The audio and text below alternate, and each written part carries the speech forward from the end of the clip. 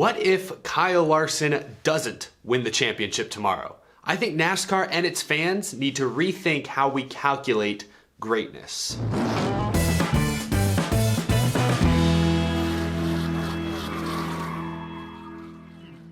How's it going, y'all? My name is Eric. Welcome to Out of the Groove. Championship weekend is here. We're in the thick of it. I know we've talked a lot about the Cup Series championship this week, but today is the day I will finally give you all my definitive championship pick. But I also want to get a bit more abstract here today. I want to talk more about what does it mean to be a NASCAR champion in the year 2021? What does it mean to be a Championship 4 driver? You look at the 4 drivers in the Championship 4 this year, Hamlin, Truex, Chase Elliott, Kyle Larson, at least 3 of them are already Hall of Fame locks. And if Kyle Larson puts a couple more years together like this year, I think he'll be a lock as well. But what kind of statistics should go on their Hall of Fame plaque? That's what I want to talk about here today. But first, this episode is sponsored by Pristine Auction. Pristine Auction specializes in autographed sports memorabilia, racing memorabilia, sports cards, and collectibles. Pristine works with leading authentication companies to ensure that all items are 100% certified, and they've got a ton of NASCAR related items you can bid on, including you can bid on a replica Chili Bowl helmet signed by Christopher Bell, just like this one. Get a load of that. And not just helmets, they've got die-cast cars, NASCAR jackets, and much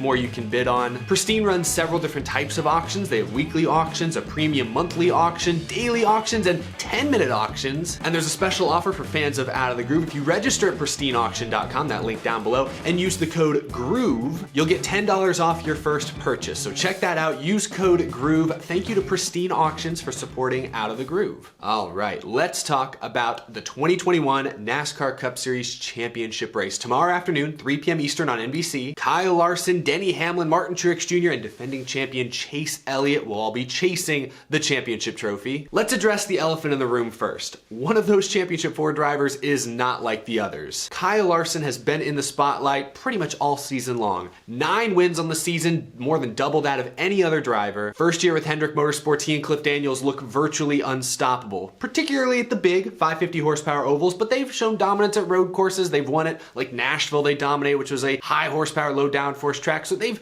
been great at a wide variety of speedways. If the champion was still crowned based on the sheer amount of points a driver accumulates over the course of the entire season, Larson would have about a 30-point lead over Denny Hamlin, and the two of them would be like a couple hundred points ahead of anyone else. It would be a 2-horse race with Kyle Larson clearly leading the way. He's been the flashiest driver all season long. There's no denying that. So I get the impression that there's a general consensus, there's a sentiment among many NASCAR fans that if Kyle Larson doesn't walk out of Phoenix tomorrow with the championship trophy, then the whole thing is a sham. And on the surface, I completely understand where they're coming from. I mentioned the 9 wins, obviously the most in any series this year. Larson, of course, has led more laps this season than anyone else in the history of 36 race seasons. He's the first driver to win 3 races in a row 2 different times in one season since Dale Earnhardt. So obviously, Kyle Larson has had a remarkable season, to say the very least. But every team knows the rules. Coming into 2021, every single team knows how NASCAR crowns their champion. Martinsville is the second to last race of the season. Phoenix is the final race of the season. Both tracks feature the 750 horsepower, low downforce rules package. And so as we'll see, some teams and drivers have clearly made those types of tracks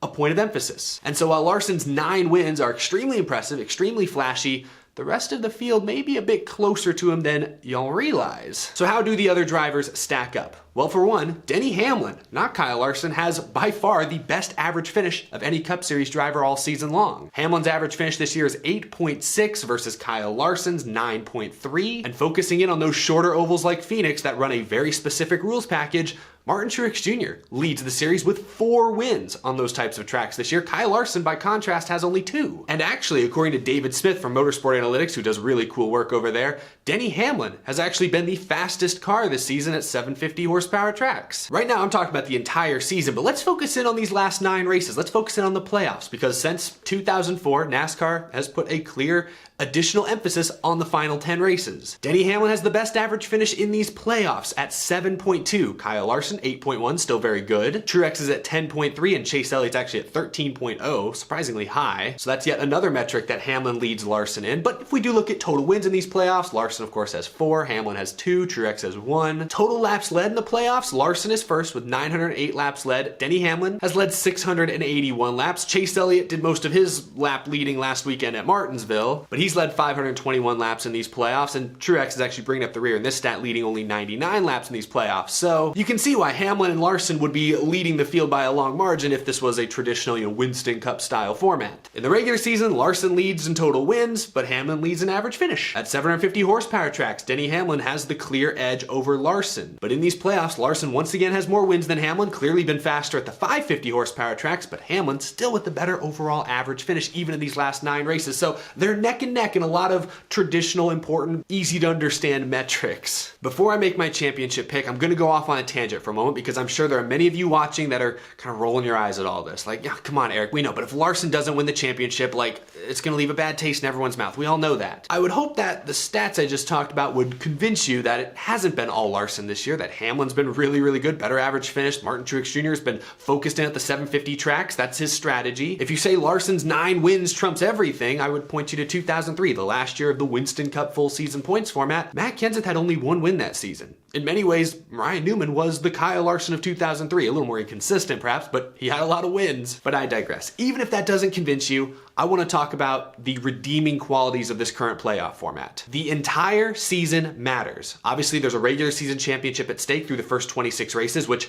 they do crown based on who has the most total points on the season. Kyle Larson got 15 extra playoff points for winning the regular season championship, and you can tell how frustrated Denny Hamlin has been in recent weeks that he didn't win that championship. Wins matter more than ever. Wins that you get in the regular season carry with them playoff points that carry with you throughout the playoffs. And with stage racing now, you can run well early in the race and also collect important points that contribute to your end of the season championship run. So the entire season matters, but there is a clear added emphasis put on the final 10 races. Especially the final, I'd say 4 races, like the round of 8 and the championship. Those are incredibly important. But if you're successful in the regular season, you will have an advantage over your competition in those races, just like Kyle Larson has had most of these playoffs. I think the current playoff format strikes a very good balance. I think people forget how screwy the 2004 early versions of the chase were. Like back then, yeah, only 10 drivers made it, but after race 26, they all reset to 0. Regardless of how many wins they had in the regular season, regardless of how far ahead they might have been in points, everyone from 1st to 10th were set back to 0. That at least somewhat devalues the first 26 races of the season, especially if you were collecting a lot of points and a lot of wins. The current playoff format does not do that. The current playoff format rewards consistency throughout the entire season far more than the original chase format did. So I'm a fan. I think the current playoffs are the best playoff format, chase format NASCAR has implemented, and I've said this many, many times, but I think the worst thing NASCAR can do right now is change the format yet again. I think NASCAR has 2 options over the next 30 years. Either stick with the exact format you have now, make almost no change to it, or eventually swap back to the Winston Cup style format and go back to a full season points. I don't think you can introduce a new kind of chase, a new kind of playoffs. You either go back to the Winston Cup era or you keep with what you have right now. Because if you keep changing it every few years, fans will lose faith in it, drivers and teams will lose faith in it, and it'll be devalued. People won't take it seriously anymore. You already have that problem a little bit because you've changed the format so much in the last 20 years. But now that I think you've hit on something pretty good, I think you gotta stick with it for decades. Or again, the only other option is go back to 36 races, points, classic. I think that's your only other course of action. Sure, people will look at the way championships are won in the year 2021 and say, yeah, that's different than how championships were won in the 80s and 90s. That is absolutely true, but this is why I say we need to rethink the way we determine greatness. We need to look at a new stat. We need to pay more attention to championship 4 appearances. Because at the beginning of the season, I think every team, especially all the contenders, that's their goal. Like if you win the championship at the end of the year, win at Phoenix, like great, that's amazing. But everyone's goal is just to get to Phoenix. When Martin Truex Jr. goes into the Hall of Fame, when Kyle Busch goes into the Hall of Fame, when Joey Logano goes into the Hall of Fame, they will all be in the Hall of Fame, probably all first ballot. Number of championship 4 appearances should be on their plaque, should be on their banner. Because I was looking at this stat. If you look at the drivers who have the most championship 4 appearances since this format was implemented in 2014, Martin Truex Jr., Kevin Harvick, and Kyle Busch have 5 championship 4 appearances each. Again, this is since 2014. And if you were gonna ask me who are the best 3 drivers and teams consistently since 2014, I would say Kyle Busch, Martin Truex Jr., and Kevin Harvick. And then there's Denny Hamlin, who has 4 appearances, Joey Logano, who has 4 appearances, then Brad Keselowski with 2, Chase Elliott with 2, Right there, that's what 7 drivers are just named. If you were to ask me who are the best 7 drivers since 2014, I think I'd say those 7. And what do you know? Those are the 7 who have the most Championship 4 appearances in that span. So I think NASCAR as an industry and NASCAR fans need to put more value on Championship 4 appearances and also regular season championships. The fact that Larson won the regular season championship and it bothers Denny Hamlin so much, as he was talking about earlier this week, still, that means something. That tells you that that's important. We should celebrate regular season championships. I mean, they get a trophy for crying out loud. The same way in baseball, when a team wins the pennant, you know, you go to the World Series, you might get swept in 4 games, but oh, we were the National League champions. They'll raise a banner for it anyways in the offseason. Like, that's still a big deal to baseball teams. The same should happen in NASCAR. Regular season championships should continue to get trophies, should be valued. They should be put on their Hall of Fame plaque when it's all said and done. Same, of course, goes for Championship 4 appearances. Busch, Truex, Harvick. 3 most Championship 4 appearances in the last, 7, 8 years? That's literally the big 3 from 2018. Those have been the consistently 3 best drivers and teams of the last 7, 8 years. So the Championship 4 appearances, I think, is maybe the most telling metric as far as who's been dominant, who's been the best. We need to focus on that stat more than we have. Winning the championship at the end of the season is the ultimate goal, but Championship 4 appearances should get more credit than they are right now. Now, I've ranted and raved about the playoff format enough.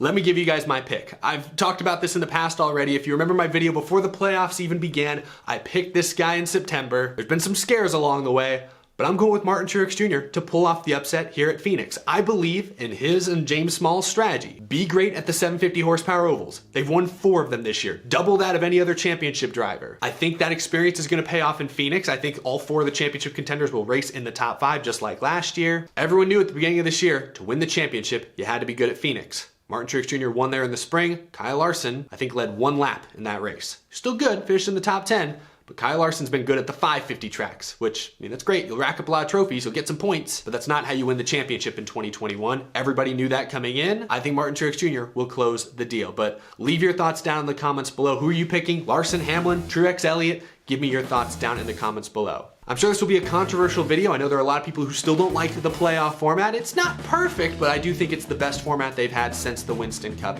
era. You heard my pitch already for it. Anyway, thank you guys so much for watching. As always, a huge thank you to my amazing Patreon supporters as well. I couldn't do the show without your tremendous support. Hope you all enjoyed the Xfinity Series Championship tonight. The Cup Series Championship again tomorrow at 3 p.m. Eastern time on NBC. I'll be out there at Phoenix. Hope to see some of y'all there as well. Enjoy the race, y'all. Good luck to all the championship drivers. I hope it's a fun race to watch.